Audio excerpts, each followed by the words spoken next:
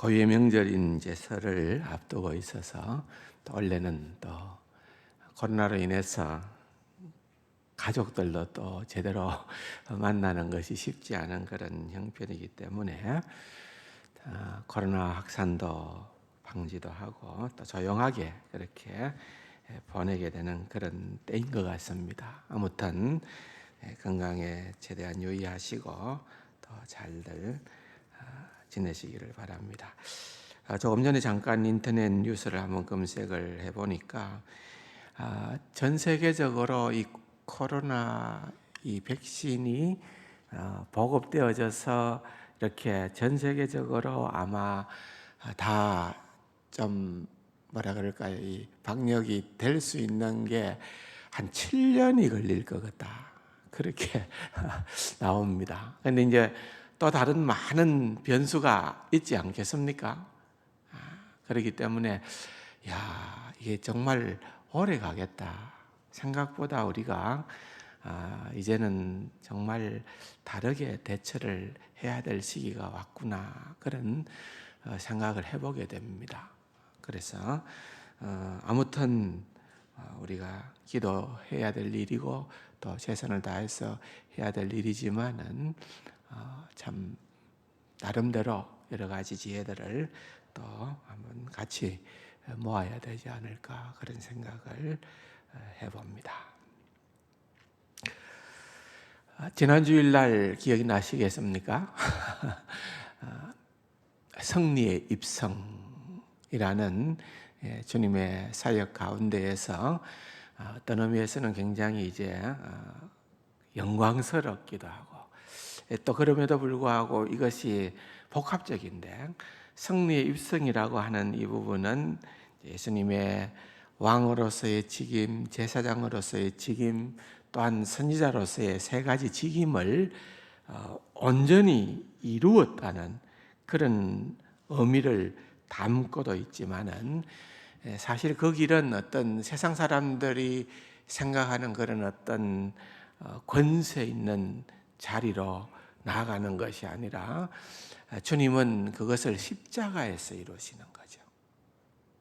그 길은 죽음의 길이요. 그 길은 고난의 길이라는 것에 초점이 있는 겁니다.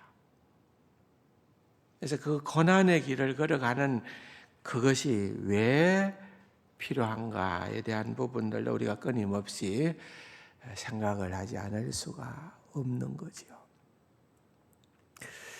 이제 오늘 그 다음 단계에서 우리가 한번 또 놓치지 말고 다루고 생각해야 되는 부분은 바로 최후의 만찬이라는 이 주제입니다.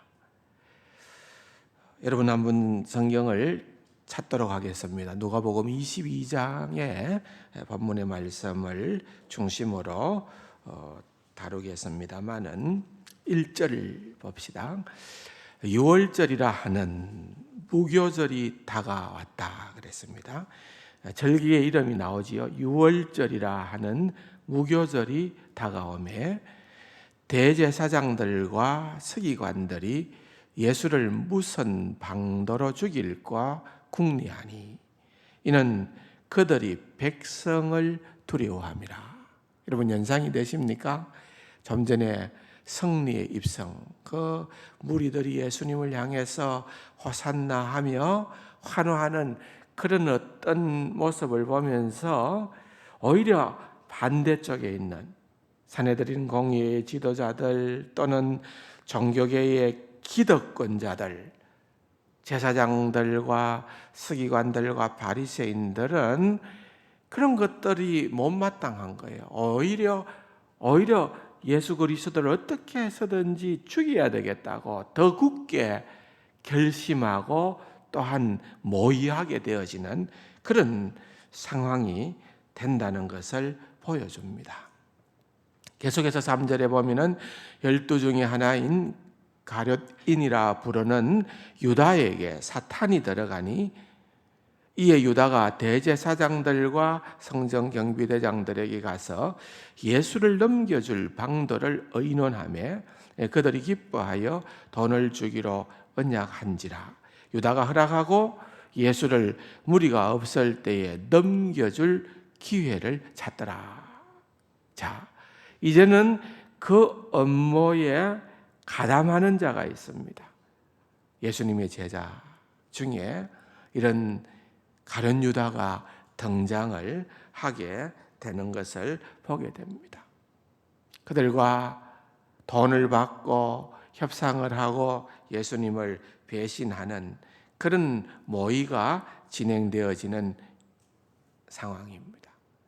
그런데 또 다른 한편에서는 어떤 일이 동시적으로 일어나고 있습니까? 7절에 보면은 유월절 양을 잡을 무교절 날이 이른지라 예수께서 베드로와 요한을 보내시며 이르시되 가서 우리를 위하여 유월절을 준비하여 우리로 먹게 하라. 다른 쪽에서는 지금 이제 여기 상당히 주님께서 의도적으로, 굉장히 의도적으로 지금 유월절을 어떻게 우리가 지킬 것인가에 대해서 섬세하게, 아주 정밀하게 준비를 시키는, 그의 제자들에게 준비를 그런 시키는 장면을 읽어보게 되는 겁니다. 좀 건너가서 14절에 보면은 때가 이름에 예수께서 사도들과 함께 앉아서 이르시되 내가 고난을 받기 전에 너희와 함께 이 유월절 먹기를 원하고 원하였노라. 그러니까 예수님의 마음은 내가 이제 고난 받기 전에, 이 고난은 죽음을 의미하는 거죠. 십자가를 의미하는 거죠. 이 고난 받기 전에 내가 너희들과 이 유월절 지키기를, 이 절기를 함께 하기를 정말 간절히 원하고 있었다. 왜일까요, 여러분? 굉장히 의미 있는 그런 말씀을 하고 있는 것입니다. 그 다음 구절에도 보면은 내가 너희에게 이르노니 이 유월절이 하나님 나라에서 이루기까지 다시 먹지 아니하리라 하시고, 그러니까 이제 이게 마지막 유월절의 음식을 먹는 게 될 게다. 이제 후로는 다시는 그런 유월절의 규례를 따라서 음식을 먹는 그런 일들은 시행되지 아니할 것이다 라고 말을 하고 있는 것입니다. 어떤 의미에서는 지금 이제 예수님이 이 고난 얘기하잖아요. 고난 받기 전에 유월절 했는데 이제 이 고난의 그 걸음이 시작되어집니다. 그 고난 가운데에 예수님께서 연상하시는 것은 이미 보고 있는 것처럼 가룟 유다의 배반을 주님은 알고 계셨습니다. 이미 주님은 자신의 죽음이 거의 임박했다는 사실도 알고 계신 것입니다. 이미 주님은 수제자인 베드로가 많은 사람들 앞에서 자기를 부인하게 될 것이라는 사실도 알고 있었던 것입니다. 그 모든 것을 알고 이제 유월절의 마지막 만찬을 이제 하자는 거예요. 의미심장한 거죠. 이게 그냥 저녁에 한 번 일반적으로 먹는 그런 식사가 아니라는 거죠. 굉장히 의미심장한. 14절에 특별히 보니까 때가 이름에, 이 때가 이르렀다는 말, 아우어, 때가 이르렀다라는 말이 나옵니다. 전에도 때에 대한 말씀을 드린 적이 있습니다만은 내 때가 아직도 이루어지지 않았습니다 라고 그렇게 말한 적도 있습니다. 이 때는 들여다보면은 거기에는 이중적인 부분이 나옵니다. 지금 주님이 때가 이르렀다라고 하는 이 때가 어떤 때라고 봅니까? 이제는 정말 암울한, 침울한, 정말 고통스러운 어두운 그 때가 임박하게 되어졌다라고 하는 것을 얘기를 합니다. 근데 그 때가 그때로만 끝나는 것은 아니에요. 왜냐하면 그 과정들 넘어서 주님은 또한 영광의 때를 바라보는 겁니다. 찬란한 때, 영광의 때, 높임 받을 그 때가 우리 주님에게는 있다는 사실도 주님은 놓치지 않고 있음을 생각해 볼 수가 있는 것입니다. 그러나 지금은 위기의 때입니다. 이제는 육신의 삶이 얼마 안 남았습니다. 어느 정도 남았어요? 이게 부활 이후의 예수님의 삶을 제외하고서는 예수님께서 육신의 몸을 입으시고 이 땅에 오셔서는 마지막 밤입니다. 이제 채 24시간도 지나기 전에 예수님은 십자가의 죽음을 당하게 되는 바로 그때라는 거예요. 그때. 그 마지막 밤, 육신으로서의 마지막 그 밤에 예수님은 간절히 원했던 것이 뭐냐? 유월절의 규례를 제자들과 함께 하고 싶었다는 거예요. 여기에서 우리가 생각을 깊이 해봐야 됩니다. 첫 번째는 놓쳐서는 안 되는 주제는 유월절이라는 거예요. 유월절. 유월절이라는 거예요. 하나님께서 유다 백성들을 향하여서 너희들은 매년 유월절을 지키라고 그렇게 말씀을 하셨습니다. 그것은 이 절기, 이 축제가, 이 유월절의 축제가 따지고 보면은 그들에게 있어서 가장 중요한 축제였기 때문에 그러하다는 것입니다. 우리도 지금 뭐 설날을 맞이하고 또 가을이 되면은 추석을 맞이하고 그렇지만은 유대인들의 명절 가운데에서는 넘버원이 유월절이에요. 유월절은 어떤 날입니까?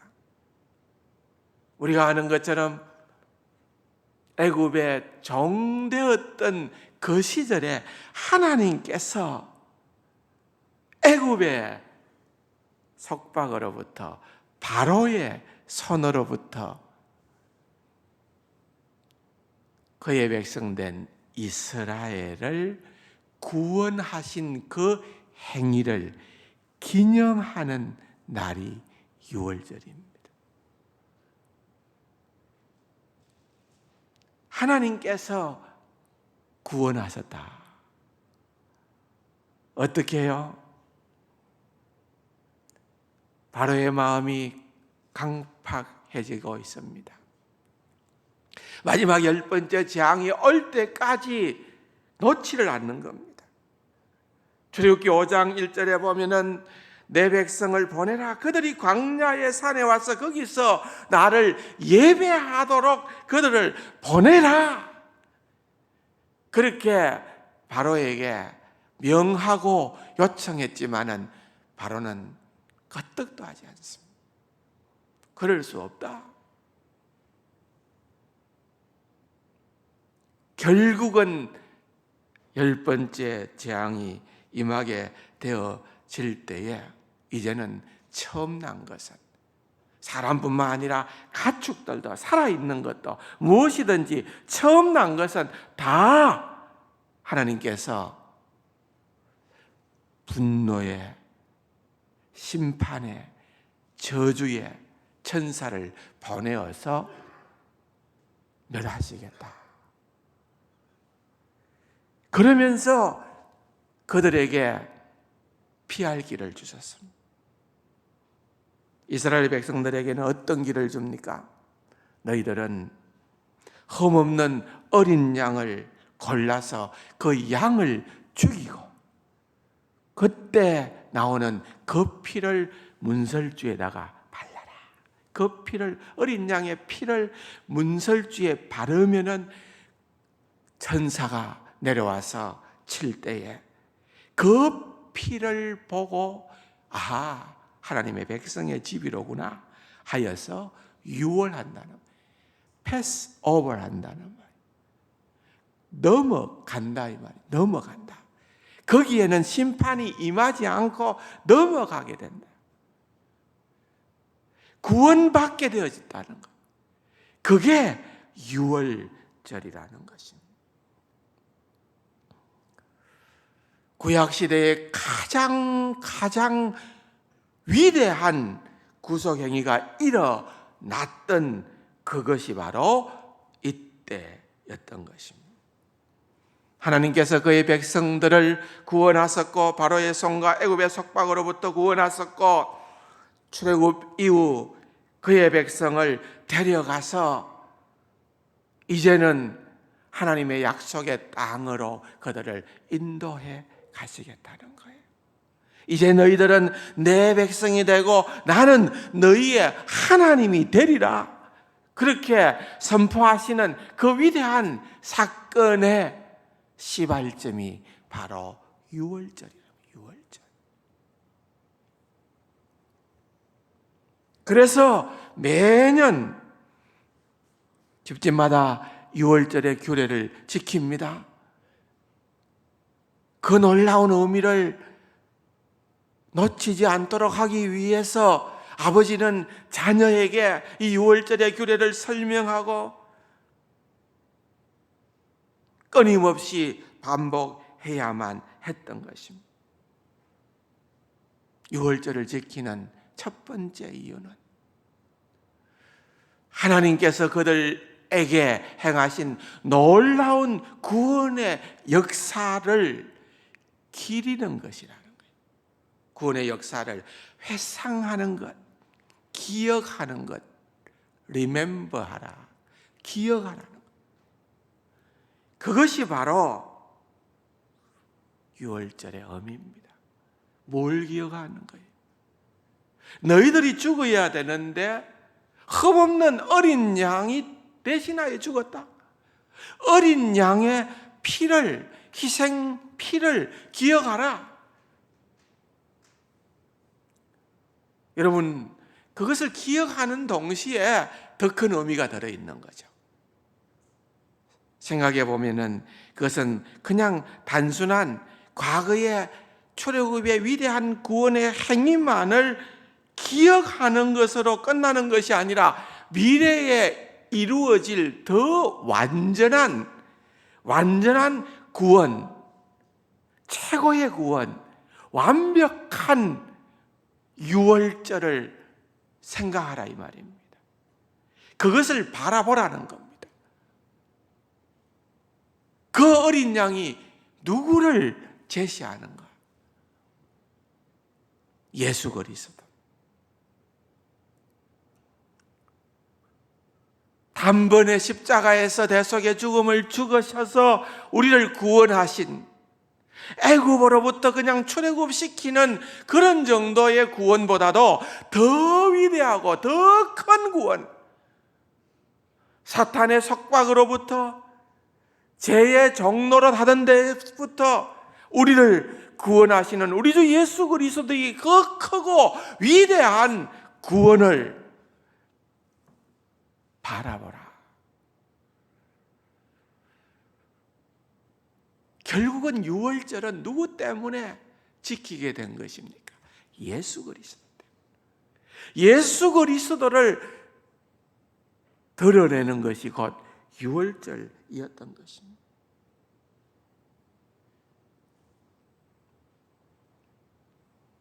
그러기에 주님은 십자가를 지시기 전 마지막 밤에 제자들을 데리고 다락방에서 유월절의 규례를 행하신 것은 그것은 너무나도 당연한 것입니다. 너무나도 분명한 것입니다. 동시에 주님은 지금까지 행해왔던 그 유월절의 규례를 바꾸시는 겁니다. 이제는 더 이상 지금까지 행해왔던 대로 유월절을 지킬 필요가 없다. 이제 그렇게 지켜왔던 유월절의 모든 의식은 이제 끝이 났다. 이게 마지막 유월절의 행사다. 의식이요, 규례다. 여러분 상상을 해보세요. 그 엄청난 유월절을 그렇게 바꿀 수 있는 인물이 과연 누구이겠습니까? 누가 과연 그런 시도조차 할 수가 있겠습니까? 그런데 주님은 하셨습니다. 왜냐하면 바로 주님은 자기 자신이 유월절의 주인공이시기 때문에 자신이 그렇게 바꿀 수밖에 없는 그 모든 권세를 아버지로부터 부여받았기 때문에 우리 주님께서는 그렇게 하셨다는 거예요. 예수님은 구약의 성례에 대한 새로운 이해와 의미를 부여하게 된 것입니다. 그것은 유월절의 성취만이 아니라 더 나아가서 이제는 새 언약으로 변화되어짐으로 인하여서 이제는 과거의 유월절의 종결, 엔딩, 종결, 끝을 선포하게 되어진 것입니다. 이제는요, 그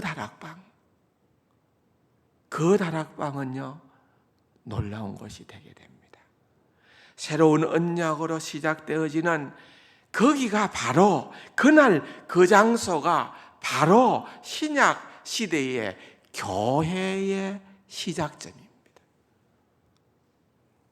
많은 사람들은 교회의 시작을 성령의 오순절의 역사로부터 오순절 다락방으로부터 출범되어졌다고 생각을 합니다. 맞습니다. 그러나 그 정도로만은 부족합니다. 더 깊이 연구하고 더 들어가 보면은 바로 이 시점입니다. 예수님께서 사랑하는 제자들과 더불어서 마지막 유월절을 지키시고 거기에서 유월절을 끝내시고 새로운 언약을 비준합니다. 여러분, 언약이 효과가 있으려면은 반드시 피로 비준을 하는 거예요. 그 비준의 새 언약의 비준의 완성은 그 다음 날 예수님께서 자신의 몸을 십자가에 내어 주심으로 말미암아 피 흘려 주심으로 말미암아 새로운 언약을 비준하시게 된 겁니다. 그렇게 함으로 말미암아 이제 새로운 교회가 시작되게 된 것이다. 그 말입니다. 그러니까 주님은 이제 새 언약을 선포하십니다. 오늘 본문에 보면은 19절에 또 떡을 가져 감사 기도하시고 떼어 그들에게 주시며 이르시되 이것은 너희를 위하여 주는 내 몸이라. 한번 따라 합시다. 이것은 내 몸이라. 뭐가요? 떡이. 이것은 내 몸이라 그렇게 말씀을 하셨습니다. 지금까지 유월절을 지키면서 떡을 떼고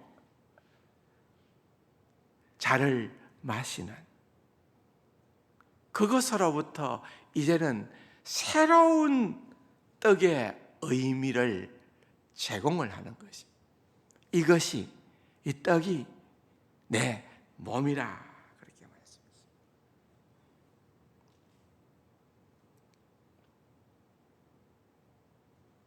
사실 이것은요, 좀 굉장히 좀 많은 연구들을 해야만 하는 그런 숙제입니다.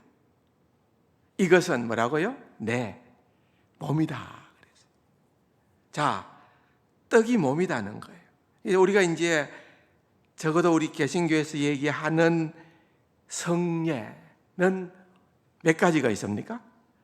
2가지밖에 없습니다. 뭐와 뭡니까? 세례와 성찬이라. 이 거룩한 예식은 단 2개밖에 우리는 없다고 하는데 가톨릭에서는 몇 개 있다고 합니까? 7개가 있다고 합니다. 근데 우리는 그걸 다 인정하지 않아요. 우리는 성경적으로 볼 때에 이것은 성례라고 할 수 있는 것은 딱 2가지가 있다고 합니다. 그래서 우리는 2가지를 주장합니다. 그 중에 하나가 성찬입니다. 성찬은 뭡니까? 떡을 떼고 잔을 마시는 겁니다. 그런데 주님께서 말씀하십니다. 떡도 이것은 내 몸이다 떼며, 잔도 이것은 뭐라고요? 내 피다 그랬어요. 그러면 이게 이 동사 이다라는 동사, 에스터, 영어로 말하면 is라는 이다, 이것은 뭐뭐 이다라고 하는 이 이다를 우리가 어떻게 이해하고 어떻게 수용하고 어떻게 받아들이느냐에 따라 가지고 성찬에 임하는 모든 상황이 달라져요. 이건 정말로요, 사실 어떤 의미에서는 제일 많이, 성경에서 제일 많은 논쟁의 대상이 되었던 것이 바로 이 선언입니다. 이 선언.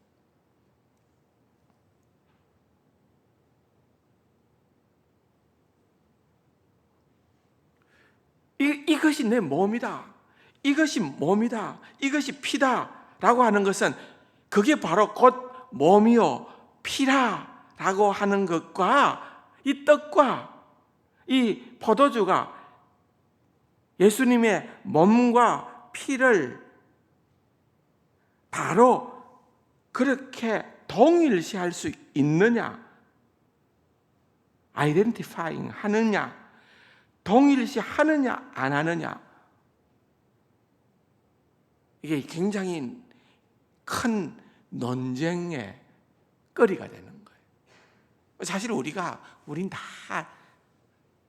저도 그렇고 여러분들도 그렇고, 우리는 아직 사실은 그렇게 깊은 단계의 그런 부분들을 논하거나 연구하지는 않아요. 못했잖아요. 그런데 종교개혁 시대에는 이것 때문에 파가 나뉩니다. 제일 중요한 건 이것 때문에 누구 파로 나뉩니다.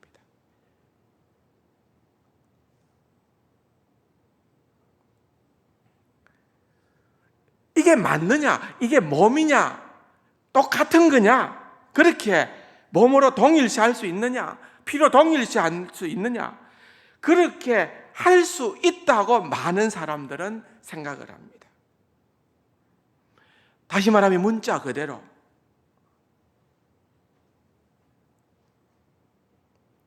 누가 그대로 수용을 했을까요? 개혁신학자 가운데 말틴 루터 같은 사람. 말틴 루터의 성찬에 대한 의론은 공제설이라고 그럽니다. 공제설. 이것은 다시 말하면은 우리가 성찬을 행할 때에 첫 번째로 기억할 수 있는 것은 로만 캐톨릭은 그냥 조금도 주저함이 없이 화채설을 주장합니다.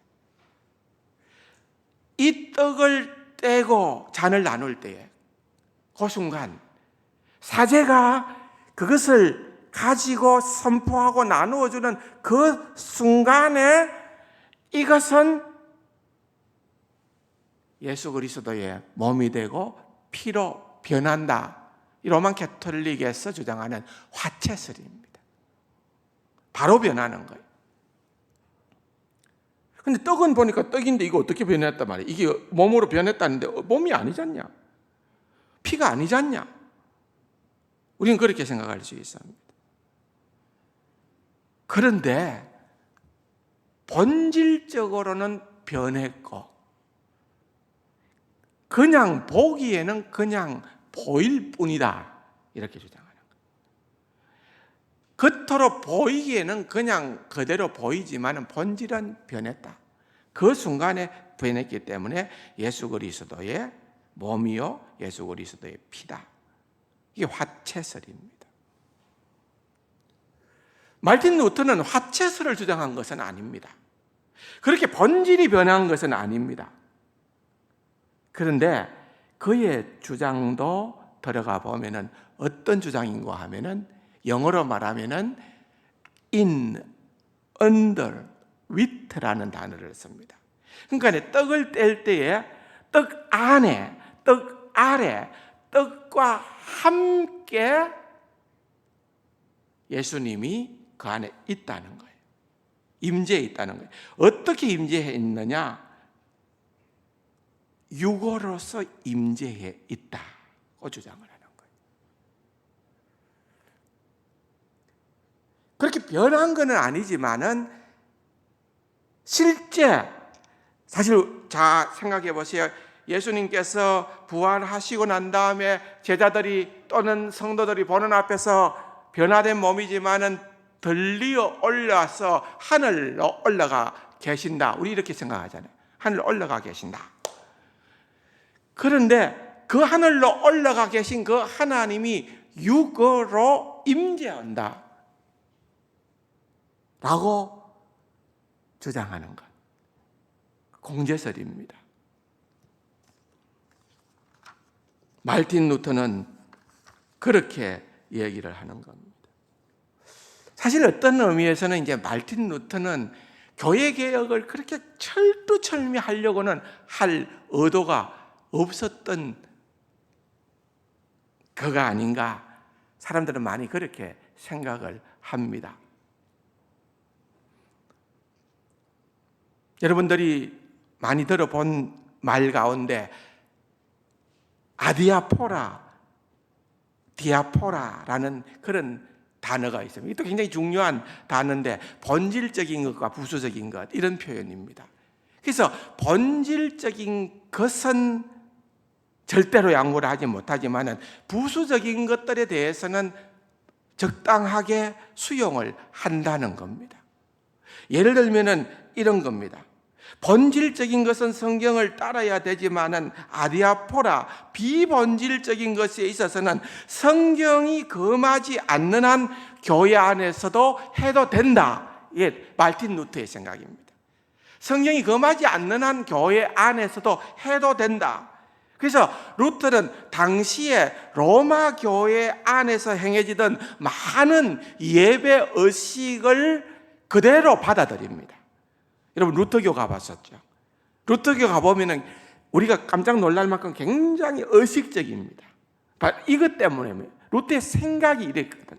루터의 생각은 아디아포라, 비본질적인 거는 성경이 그것을 하지 말라 한 게 없으니까 그대로 해도 된다라고 이해를 한 겁니다. 켈빈은 정반대 입장. 성경이 말하지 않는 한 우리는 그것을 금해야 된다라고 주장하는 것.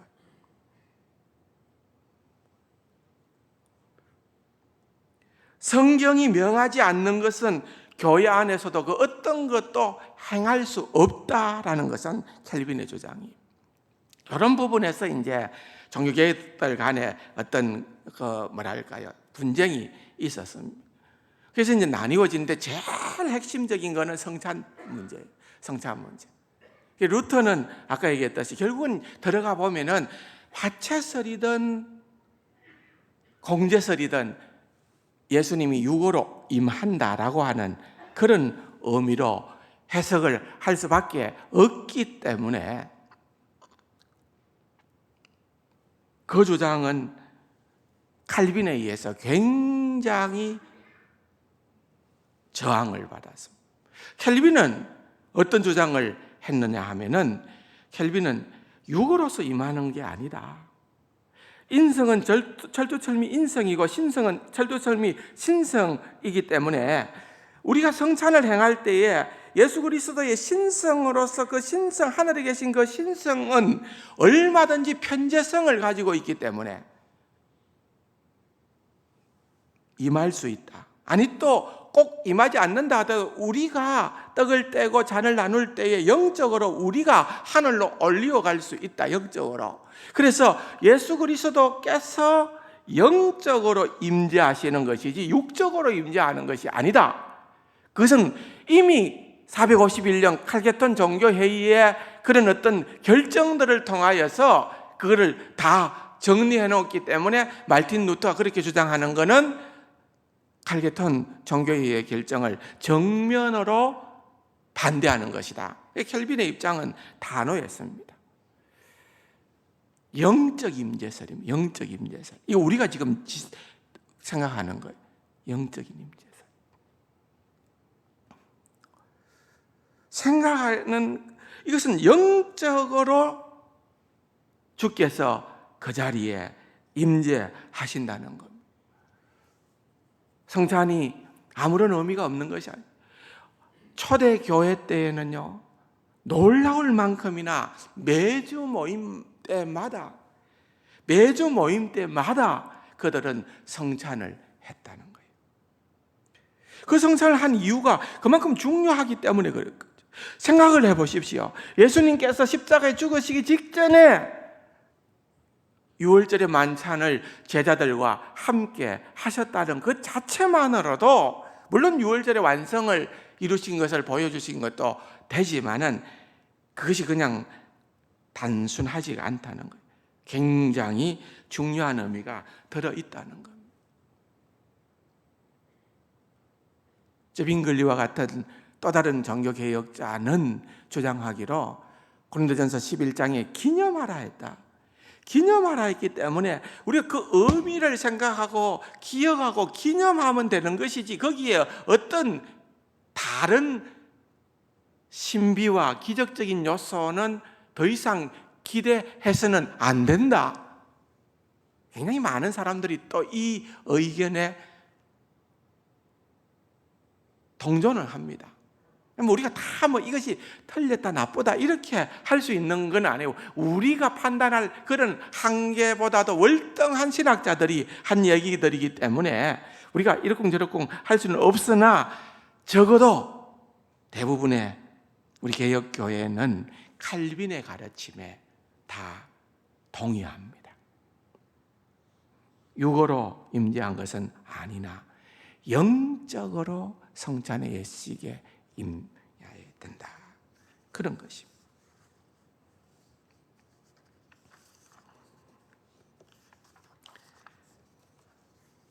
불가시적, 보이지 않는 은총의 가시적 형태라고 생각을 하자는 거예요. 그래서 성례전은 하나님의 약속을 확정하는 인이며 하나님과 신자 사이에 교환되는 서약이며 우리의 제자됨을 사람들 앞에 나타내는 징표이다.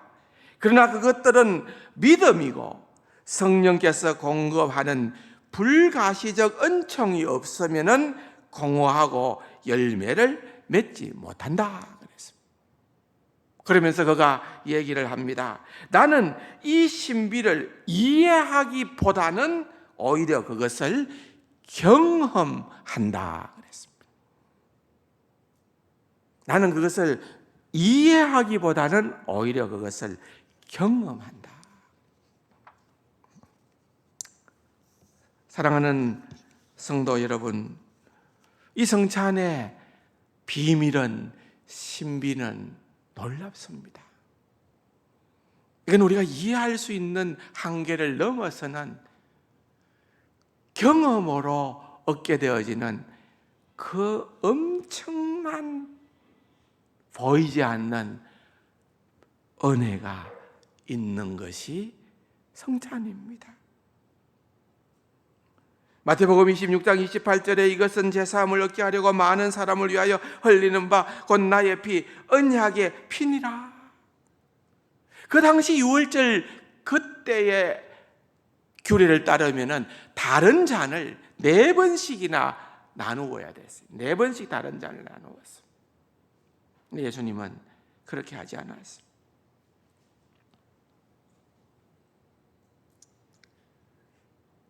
너희가 이 떡을 먹으며 이 잔을 마실 때마다 주의 죽으심을 그가 오실 때까지 전하는 것이니라 그랬습니다. 예수 그리스도의 십자가의 중요성을 전달하고 보여주는 데 있어서 이 의식만큼이나 더 중요한 것이 없다고 생각해도 틀림이 없기 때문에 그렇습니다. 안타까운 사실은 코로나로 인해서 우리가 지난 한 해 동안에는 한 번도 성찬을 할 수 없었던 그런 안타까움이 있었어요. 이 성찬이 가지고 있는 놀라운 비밀이 있는데 이것을 우리가 경험해야만 되는데 왜 초대교회가 그렇게 매주 성찬식을 거행을 했을까?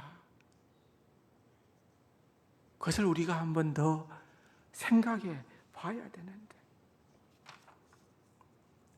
사랑하는 성도 여러분, 이것이 얼마나 놀라운 일이고 얼마나 큰 일인가를 생각해 보십시다. 최후의 만찬을 통하여 주님은 유월절을 바꾸시는 거예요. 지금까지 행해왔던 유월절의 모든 규례를 종결시키시고 새 언약을 성찬이라고 하는 그러한 방식으로 주님 오시는 그날까지 우리에게 은혜로 허락하신 것입니다.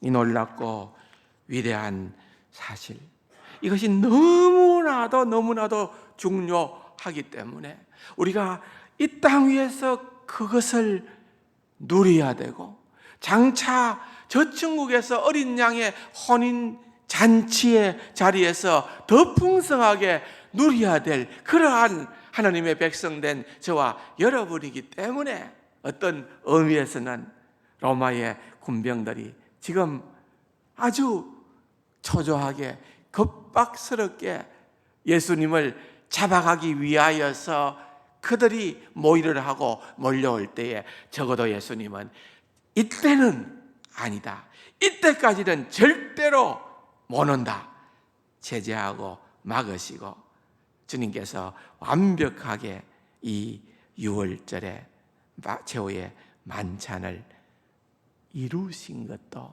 다시 한번 우리가 생각해 볼 일인 것입니다.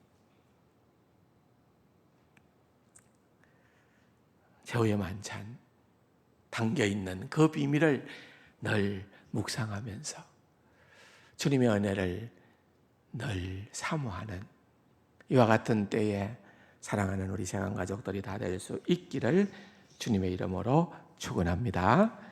좋으신 아버지 하나님, 누가복음 22장의 말씀에 나타나는 이 최후의 만찬, 마지막 만찬에 대한 이 놀라운 비밀들을 통하여 유월절에 참 주인공 되신 우리 주 예수 그리스도의 구속의 은혜를 기억하며 성찬에 참여하고 또한 큰 은혜를 누리며 살아가는 귀하고 복된 우리 세상 가족들 다 되게 하여 주옵소서. 예수님의 이름으로 감사기도 드립니다. 아멘. 아멘.